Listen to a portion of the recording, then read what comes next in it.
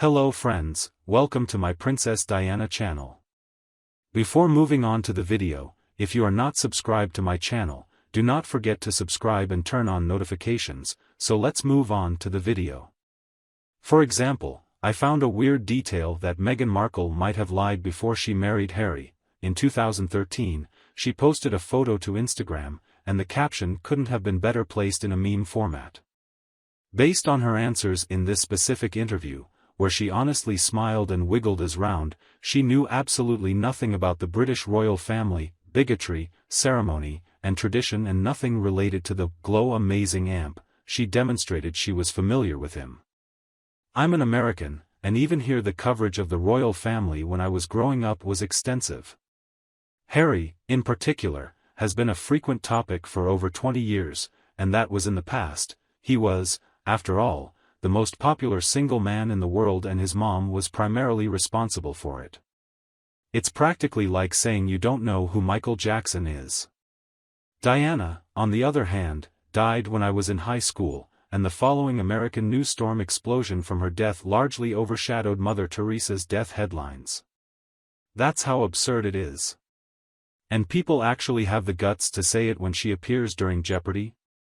Then she wanted people to believe she didn't know Princes Harry. The coverage of William and Catherine's wedding was incredible, and 60 million people watched some portion of it in the United States alone. She even mentioned how she had previously run a lifestyle blog called Tig. There are accounts suggesting that she kept a homie.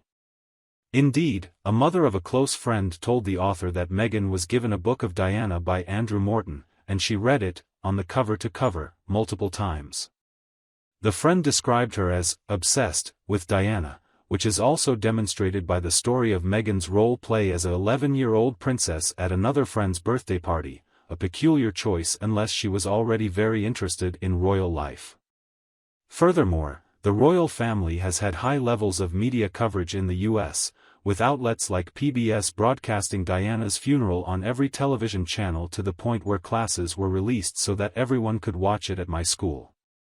Therefore, it is highly questionable for Meghan, a whip-smart 1981 born, who has 2 degrees in international studies and theatre from Northwestern, to have zero knowledge of the UK's royal family, especially given the wedding of the century during her lifetime. The royals have been on television in the US since Charles and Diana's marriage, and all of the people I know get up at 5 in the morning to watch their weddings and have been updated on William and Harry non-stop all my life. Therefore, it is ridiculous to claim ignorance on the matter of the UK's royals. It might also have been a strategy on Meghan's part to claim ignorance to assert her real attraction to Harry, not his wealth and title. Hence, in the Netflix documentary, Doria Ragland is said to have heard Meghan excitedly scream Harry's name on the phone, and even though she did not ask who Harry was, it is likely that she was well aware. Therefore, Meghan undeniably knew who Harry was and the meaning of his and his family's position at the time. For me, this is a good example of constructing a narrative about oneself, since the same picture was being created about Meghan, but from the other side, from the perspective of a person disconnected from this world. I believe that such an image has been constantly created even now, that now after a short period of experience actually living in the world of elites, she presented herself as the true representative of luxury living. This constant narrative construction shows the strategy of shaping her image into any convenient mold for her, sacrificing the truth. They never learn from their mistakes that allow them not to learn at all. It means that they never correct mistakes and lies. Personally, I believe that a narcissist knows that he is constructing a lie. However, he or she simply does not look for facts because the majority of people do not try to prove anything. People are running as far as possible, very few persons would even engage. The narcissist will believe the following: if I tell a lie, everyone who hears it will gossip and chatter for a short time, but the lie allows me to tell more and more lies while the chatter continues. In actuality, the better the lack, the longer a narcissist remains a topic of conversation than the truth itself. There is no poor publicity for a narcissist, only credentials. However, the real hazard wire comes when they approach their lies. The narcissist, though, never informs a lie with their hands, they drag all others down with them, do you realize how many individuals would have been puzzled in the fake, who did Meghan and Harry interview about England being racist, trialosing Archie in the movie? Meghan and Harry then rule. That would indicate the king, Ashley, the physician and nurse, Michelle Obama, Meghan's Hollywood friends, Archie, certain members of the Netflix crew, the photographer who edited the image, Archie's associates, and the couple's tutors. Their domestic personnel, the Soho property patrons won the account, the Invictus Games 3 people. All quasi-individuals have participated in media speculation mixed up, and all had to complete everything worked collectively. Stave charges to defend clients. Hence the bizarre argument when a reporter walked beside Meghan. Walt Disney alive about Prince wanting to be a Disney princess or her novice understanding of Prince Philip interrupting married between kidnappings. June Sue Diaz mentioned that such visual inconsistencies ought to look real. Reporters said why they accept this. Satire has it that it was a story that even mere mortals would stand to listen to. Nonetheless, not a single eager reporter got a hint of sensational first date story to jumpstart their career. That Meghan claims to have never heard of the royal family and or known Canada was a part of the Commonwealth where Elizabeth II was the reigning monarch does not hold water. How was Harry going to convince her that all Americans are unaware of the royal family because the royal family is far away? She would have confidently smirked at the organic lessons Harry was allegedly giving her in regard to his ways and the duties a royal owes a public.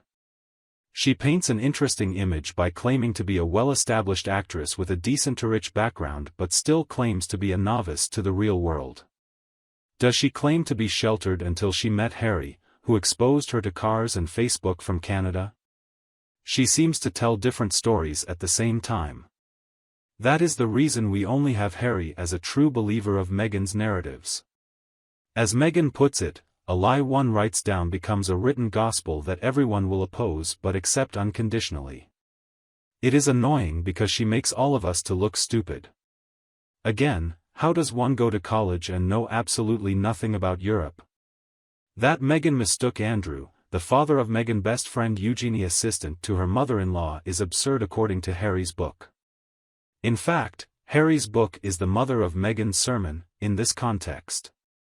These stories were shared by Harry to his book pals, and unfortunately, it was done incorrectly or it should never have been shared.